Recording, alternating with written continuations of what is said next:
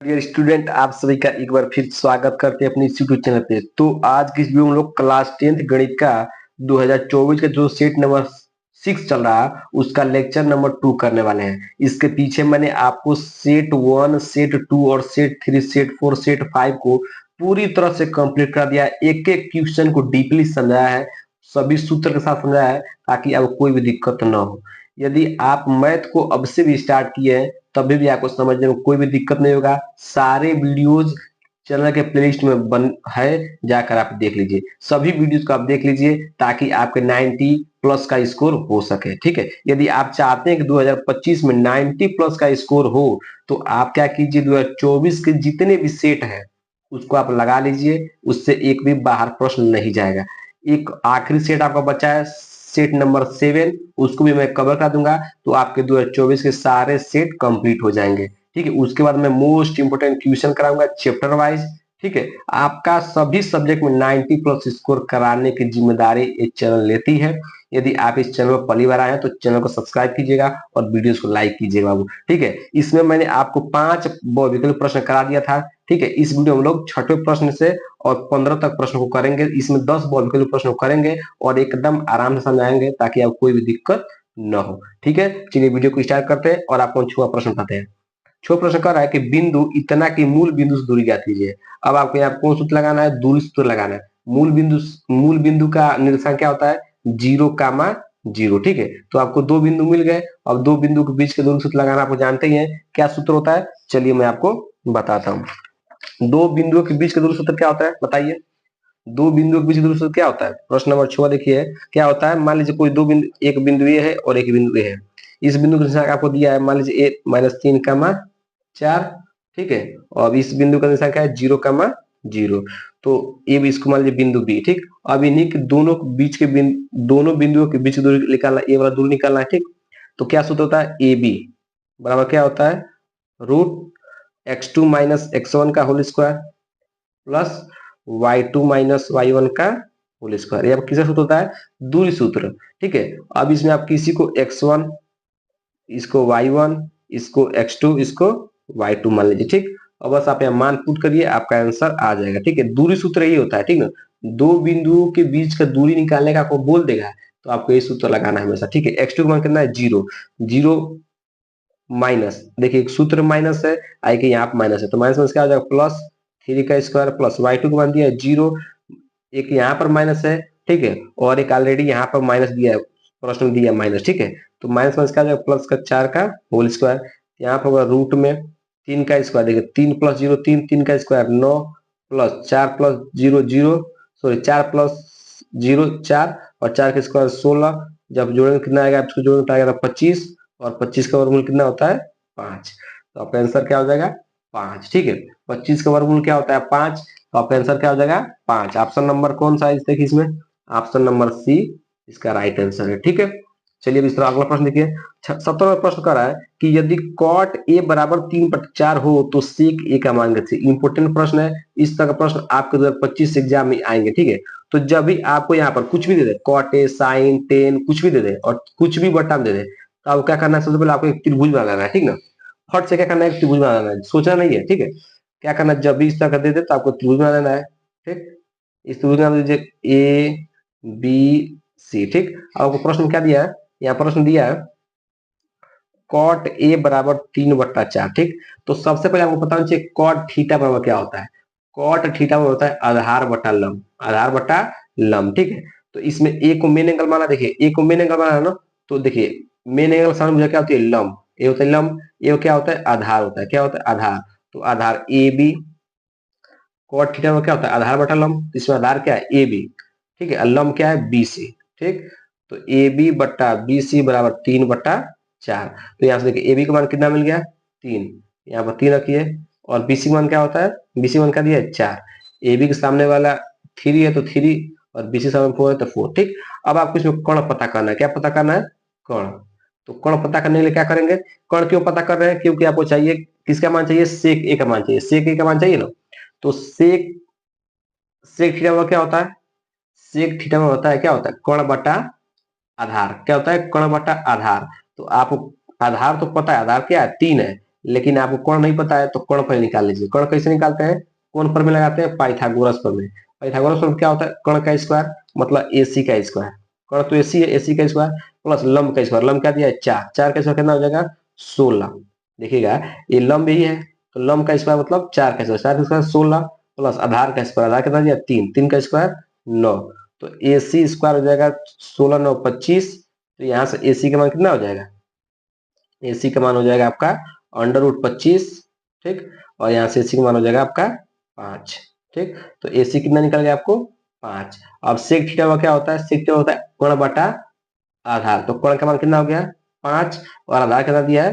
3। तो 5 बटा कितना हो जाएगा? 3। तो इसका राइट आंसर क्या हो जाएगा? 5/3। ये क्या हो जाएगा?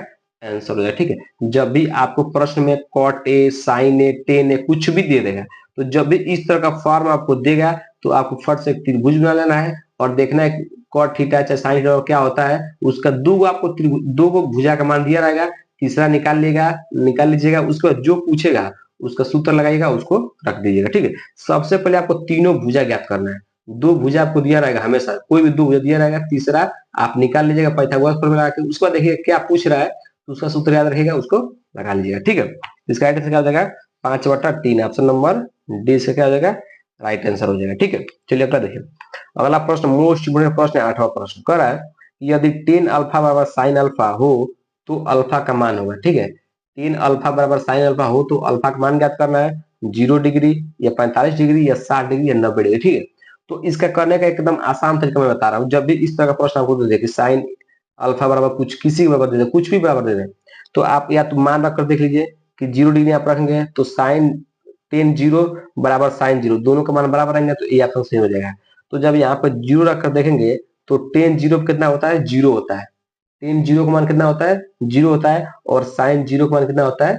0 होता है। तो 0 बराबर 0 दोनों बराबर जाएगा ना, तो अल्फा का मान क्या हो जाएगा? 0 डिग्री। Option number 1। या तो आप ऑप्शन रखकर देखिए, यदि दोनों बराबर आ जाएंगे तो वही ऑप्शन सही है। या तो आपका इस करने का और भी तरीका है, लेकिन आपको उतना टेंशन नहीं लेना है बाबू। ठीक है, आपको ये तरीका रखना है कि जब भी एक दूसरे बराबर हो, ठीक है, तो आप इसमें चारों ऑप्शन रख कर देख लीजिएगा और एकदम 0 डिग्री पे हो जाता है। ठीक ना, क्योंकि टेन टेन 0 का मान होता है 0 और साइन 0 का मान होता है 0। तो 0 डिग्री क्या है? दोनों बराबर आ रहे हैं, तो क्या हो जाएगा? ऑप्शन नंबर इसका क्या हो जाएगा? राइट आंसर हो जाएगा। ठीक है, चलिए अगला प्रश्न देखिए। अगला प्रश्न कर रहा है कि एक छड़ की लंबाई लंबाई की उसकी छाया से अनुपात 1:√3 है तो सूर्य का उन्नयन कोण होगा। ठीक है, मान लीजिए कोई एक छड़ है। ठीक है, ध्यान से देखिए यहाँ पर प्रश्न नंबर कौन है? 9। ठीक, एक छड़ है, क्या है? एक छड़ है। मान लीजिए एक छड़ है, ये वाला छड़ है। ठीक, इसकी छाया पृथ्वी पर बन रही है। क्या बन रही है? ये पृथ्वी पर, मान लीजिए इसकी जो छाया है ये पृथ्वी बन गई है। ठीक है, तो कह रहा है कि इसका अनुपात दिया ये 1 है, ये √3 है। ठीक, तो इसका क्या पूछ रहा है? कह रहा है कि उन्नयन कोण बताइए। उन्नयन कोण कब होता है? जब आप नीचे से ऊपर देखते हैं। जब आप नीचे से ऊपर देखते हैं तो क्या बनता है? उन्नयन कोण। ठीक है, तो आपको ये वाला कोण बताना है।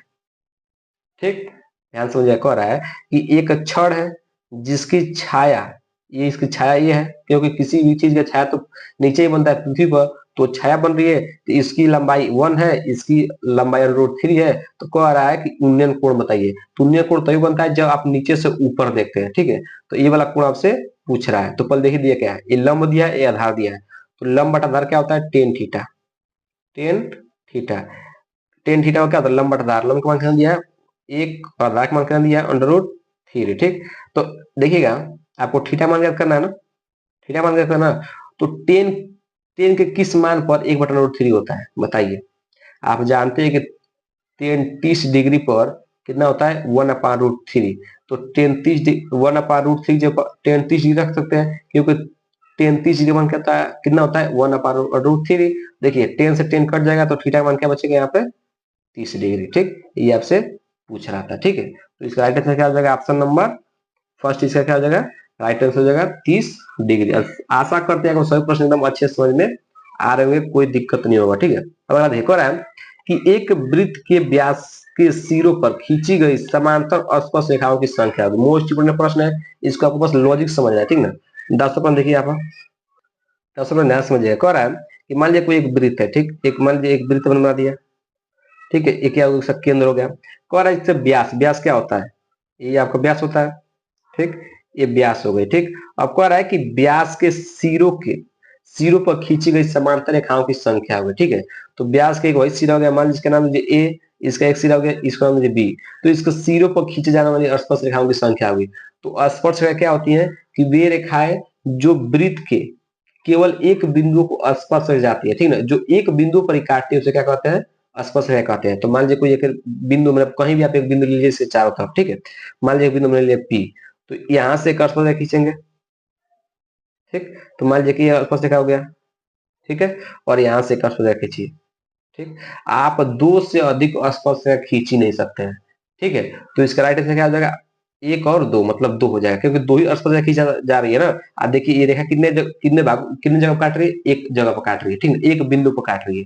ठीक है, तो वही कह रहा है कि एक वृत्त के व्यास के सिरों पर खींची गई समांतर स्पर्श रेखाओं की संख्या होगी। ठीक ना, तो इसका राइट आंसर क्या हो जाएगा, ऑप्शन नंबर दो, इसका क्या हो जाएगा, राइट आंसर हो जाएगा। ठीक है, चलिए अगला प्रश्न पढ़िए। अगला प्रश्न कह रहा है कि 12 सेंटीमीटर त्रिज्या वाले एक वृत्त के 60 डिग्री कोण वाले त्रिज्य खंड का क्षेत्रफल होगा। ठीक ना, आपको पहले देखिए प्रश्न में दिया क्या क्या है। 11वां प्रश्न दिएगा, 11वां प्रश्न देखिए, और आपको दिया है, ये आपको थीटा का मान कितना दिया है, थीटा का मान दिया है 60 डिग्री, और त्रिज्या कितना दिया है, मतलब त्रिज्या मतलब आर का मान दिया है आपको 12 डिग्री। ठीक है, तो आपसे एरिया पूछ रहा है, क्या पूछ रहा है, एरिया पूछ रहा है किसका, त्रिज्य खंड का क्षेत्रफल पूछ रहा है, किसका क्षेत्रफल पूछ रहा है, त्रिज्य खंड का क्षेत्रफल। तो त्रिज्य खंड का क्षेत्रफल सूत्र क्या होता है तीन थीटा 360 पाई आर स्क्वायर है। किसका सूत्र होता है, त्रिज्य खंड का क्षेत्रफल का सूत्र होता है theta 360 pi R square. Theta का मान कितना दिया है, 60 दिया है। ठीक है, और 360 इंटू पाई का मान होता है 22/7। सॉरी, पाई का मान आपको नहीं रखना क्योंकि आपका आंसर जो दिया है वो पाई में दिया। ठीक है, तो पाई का पाई रन दीजिए। ठीक, आर का मान कितना दिया, 12 इंटू 12, दो बार है तो दो बार लिख दिया। ठीक है, जीरो जीरो कट गया। ठीक है, एक बार 6 कट गया, 6 दूना 12, 12 दूना 24, तो कितना बन गया, 24 पाई। ये क्या हो जाएगा आपका आंसर हो जाएगा, कितना आ गया, 24 पाई। ठीक है, तो देखिए 24 पाई कहाँ है, 24 पाई आपका कहाँ है, option number C, 24 pi centimetre square. ठीक है, अब चलिए अगला प्रश्न देखिएगा। अगला प्रश्न कह रहा है कि यदि एक गोले का व्यास d है तो उसका आयतन होगा। ठीक है, एक गोले का आयतन बताना। ठीक है, लेकिन उसका व्यास कितना है, d है। ठीक है, तो व्यास दिया तो सबसे पहले क्या निकालेंगे, त्रिज्या निकालेंगे। क्या निकालेंगे, त्रिज्या। ठीक है, प्रश्न नंबर 12 देखिएगा, जो त्रिज्या होती है क्या होती है, वो व्यास की आधी होती है। तो आप क्या हो जाएगा, d/2। ठीक, ये आपका त्रिज्या हो गई। त्रिज्या क्या होती है, व्यास की आधी होती है, तो आपको व्यास दिया था d, तो d/2 हो गया। अब आपको जानते हैं गोले का आयतन क्या होता है, गोले का आयतन क्या होता है, क्या होता है, 4/3 पाई आर क्यू। ये आपका किसका सूत्र होता है, गोले का आयतन का। तो इसको बस मान रखिए 4/3। ठीक है, पाई रन दीजिए क्योंकि आपका आंसर जो दिया पाई में दिया है, तो इसलिए पाई रन देते हैं। आर आर मतलब त्रिज्या, त्रिज्या कितना दिया है, d/2, कितने बार दिया है, 3 बार, तो इसको लिखिए d/2 3 बार लिख दिया क्योंकि क्यू है।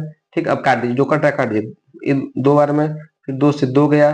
ठीक, तो क्या बच गया आपका, यहाँ पर बच गया डी क्यू पाई, नीचे क्या बच गया 6। ठीक, तो आपका ये आपका क्या हो जाएगा, आंसर हो जाएगा d³ इंटू पाई बटा 6। देखिए आपका आंसर कहाँ है, डी क्यू पाई अपान 6। तो ऑप्शन नंबर क्या है, देखिए ऑप्शन नंबर डी से क्या हो जाएगा, राइट आंसर हो जाएगा। ठीक है, हमने कुछ नहीं किया, व्यास दिया था उसका आधा कर दिया तो हमको क्या मिल गया, त्रिज्या मिल गया। ठीक, और त्रिज्या मिल गया तो हम जानते हैं गोले का आयतन का सूत्र क्या होता है, 4/3 पाई आर क्यू, आर का मान रख दिया, आंसर आपका आ गया।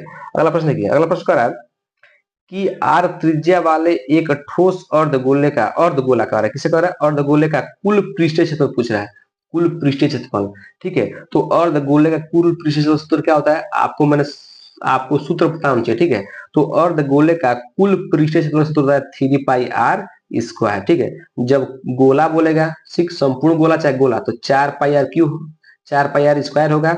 आज जब अर्धगोला पूछेगा तो उसका 2 पाई होगा। जब अर्धगोले कुल पूछ देगा तो 3 पाई आर स्क्वायर हो जाएगा। ठीक है, चलिए आशा करते हैं कि ये प्रश्न आपको समझ में आ गया होगा।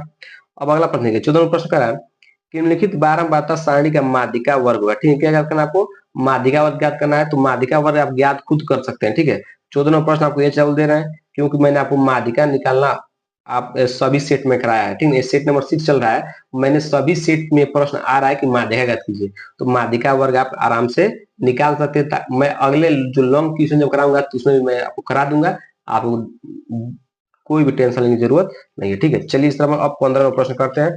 14 का आंसर आपको कमेंट बॉक्स में देना है, क्या होगा माध्यिका वर्ग। ठीक है, 15 प्रश्न एक और 15 प्रश्न कर रहा है कि किसी बारंबारता सारणी के माध्य तथा माध्यिका क्रमशः 27 और 29 है, तो बहुलक ज्ञात कीजिए। बहुत इंपॉर्टेंट प्रश्न है, ये हर सेट में आ रहा है। ठीक है, तो मैंने आपको क्या बताया था, एक सूत्र बताया था, बस आपको वही सूत्र याद रखना है। ठीक है, एक सूत्र होता है कि थ्री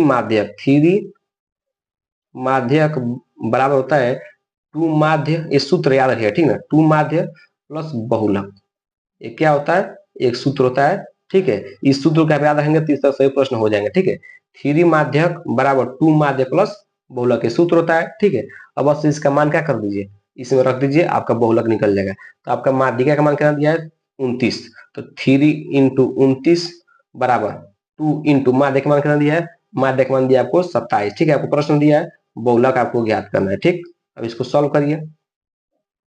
अब इसको सॉल्व करिए, देखिए ये तीनों किस में है, इसको आप इधर बताइए। ठीक है, 3 इंटू 29, ठीक, ये आके देखिए इसको प्लस की तरह कितना जाएगा -2 इंटू 27 बराबर बहुलक। ठीक,